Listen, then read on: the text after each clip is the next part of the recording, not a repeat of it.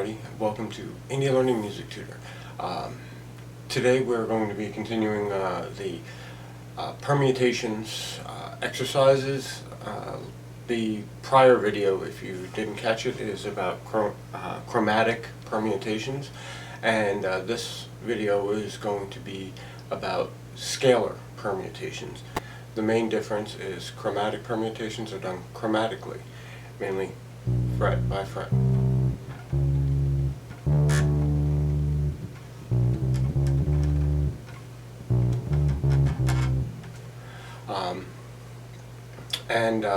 The scalar permutations are based on scales.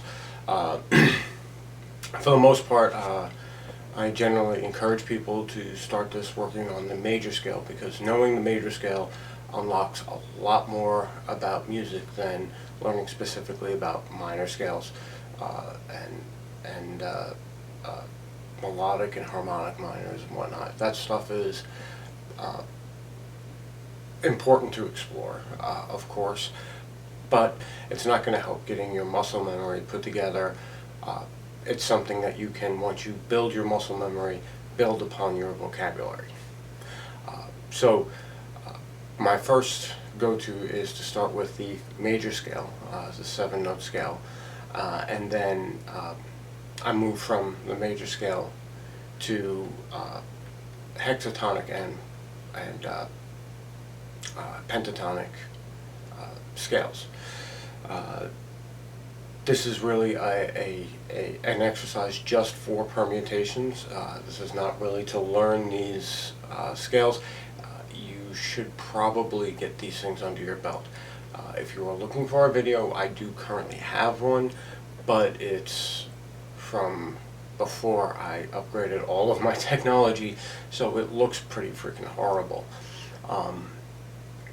Needless to say, I am going to be reshooting all of those videos, and they will be ending up on the website. But for the interim, if you need to learn the basics of those scales, we do have resources. They're just not the best, and that's really what I'm trying to deliver here, is the best. So, to start with, we all know that there's a thing called the major scale. C major scale will start here to get the muscle memory and get your fingers cooperating with what your brain is telling it. This is the most comfortable area of the neck to work with.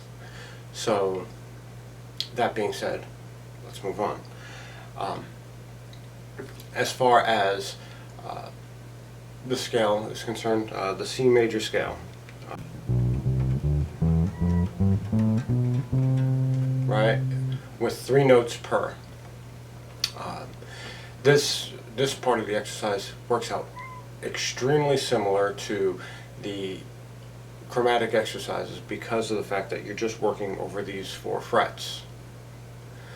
The whole gist of this exercise is to use 3 notes on a string, but do quarter notes, so you need 4 notes. You could just do 1, 2, 3, rest, 1, 2, 3, rest.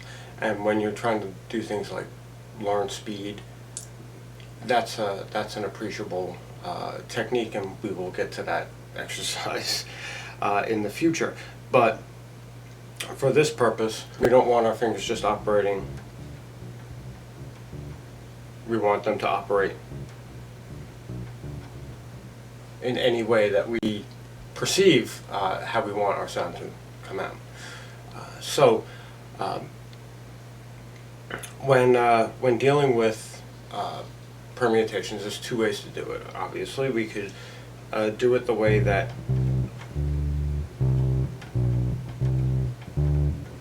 is like the chromatic approach, except you're just taking away the 1 note, and you can do it here, or you can do it here, or you can do it here to change up the finger being used. But the important part of this is to make sure that you are engaging the appropriate fingers. You know, if you're up here on the top two strings doing the major scale from the 7th, you want 1, 2, 4, and whatever, however you do your permutations. If let's say you're doing 1, 2, 4, 1, you want to be hitting regularly and consistently. If you are down here and you're doing 1, 3, 4, 1,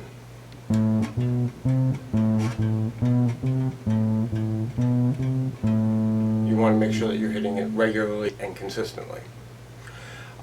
As always, start slow, no metronome, and then as this becomes second nature, you can include a metronome to add a mild amount of pressure to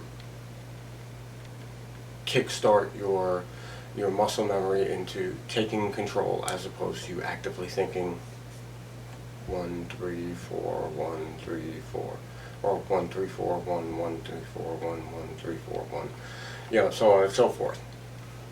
So that's your primary exercise, is run through the permutations just as you would run through them with the chromatic approach, except you're going to be deleting one of the chromatic notes. In the case of the top string, it would be our third finger note here.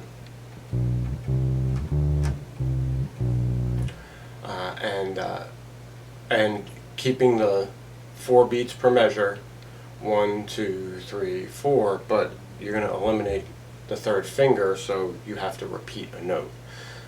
And you can just go through all of the permutations. There's the same 24 permutations. The only difference is that you are going to, in every instance of the 3, or down here, the 2, you would be eliminating that and using another note over. That's how that works. Generally, if you're going by the columns where you're starting on 1, starting on 2, starting on 3, starting on 4, if you have the 1, 2s, and 3s, and you 1, 2s, and 4s, sorry, and you replace the 3 with the starting finger, then filling in that third blank, it's sort of like a Sudoku. I don't know if you're good at puzzles, but you know, there you go.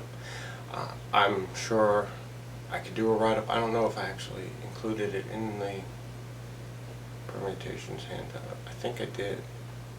In which case, then I did all the homework for you, and you can just play what you see. Again, I would suggest using 1 or 2 permutations per practice session and really like laser focus in on it. Once you get it to the point where you can play it without thinking about it, then move on to the next one, move on to the next one, and you know, always refresh what you've worked on before, but you have to keep moving forward, obviously. So with that being said, now we're going to talk about the other types of permutations, the 3 notes per string scalar permutations that aren't going to fit in this nice, easy little tiny box here. We're going to start with the C, our 1, and then we're going to go to the D, our 2, and then there's going to be a slight shift to go to E.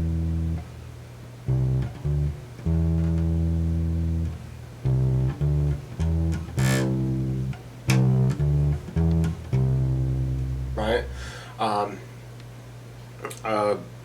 This works for the major pentatonic. It also works for the major hexatonic and the major scale, because it's just the 3 notes. Everything goes different once you get down one string.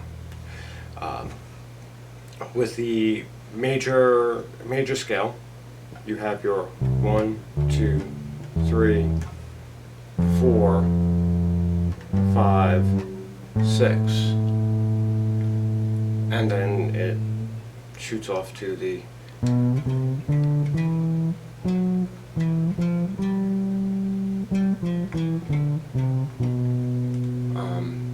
the old box pattern up there. but you're really going to want to focus on the top two strings because that's the new scale that you're really putting together. You'll notice that I always avoid using the second finger.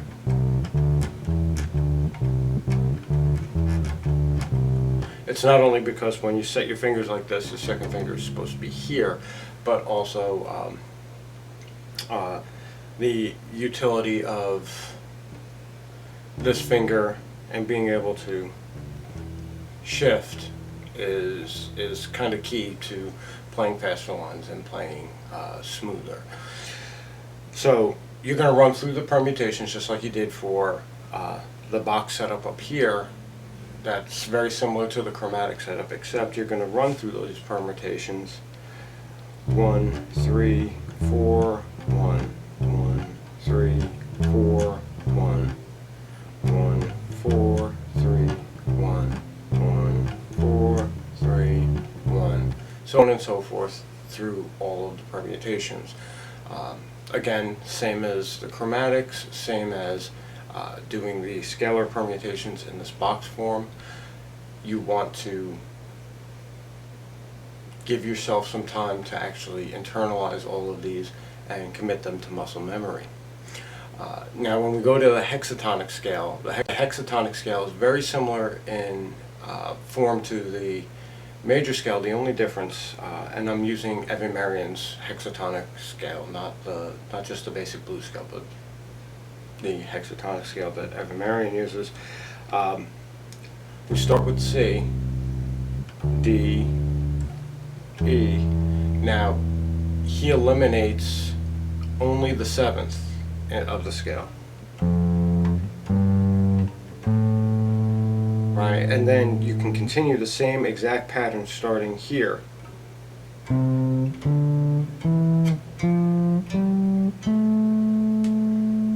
So that gives you actually a full set of strings to work with. It's probably superior, much in the way of using the Mixolydian scale, which would be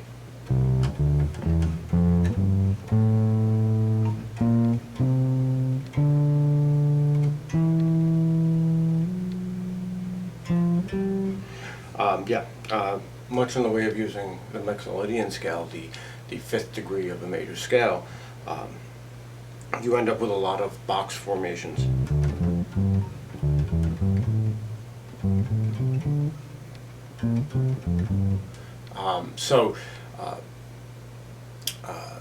Basically, the idea here is the permutations would be, you go with, again, 4-note permutations, only using 3 notes, 4-beat permutations, only using 3 notes.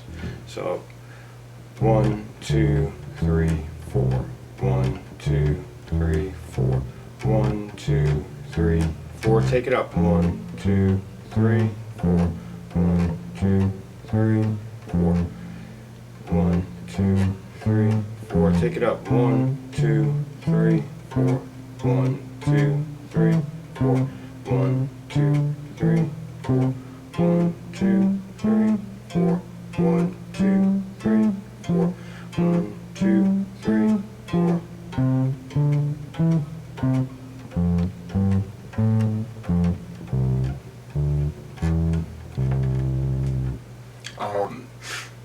And again, you can just apply any permutation to that scale. On top of that, we also have a pentatonic scale, which, again, we're just removing now the fourth from Evan Marien's scale. Alright, so we start with C, D, E, G, A, and then we're back to C. This would be the one instance where I would potentially use a second finger or just slide up. For me, sliding up is easier and then sets me up for going up even higher, obviously.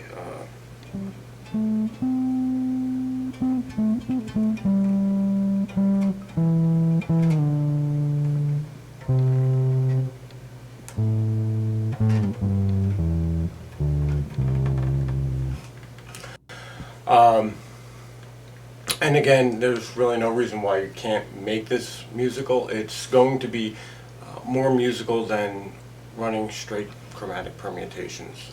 Granted, you can find great melodies that way. Using chromatics in music is a common practice, but picking and choosing chord tones, things that will appear in the harmony, to highlight them will work better than just automatic contrasting with just chromatic scale, non-diatonic tones. So there's that. The prior video explains in great detail on how to systematically work on these things, and this is just another version of that. So basically, probably watch one and then watch this one, and then move on from there. Enjoy working on it, and I will see you soon.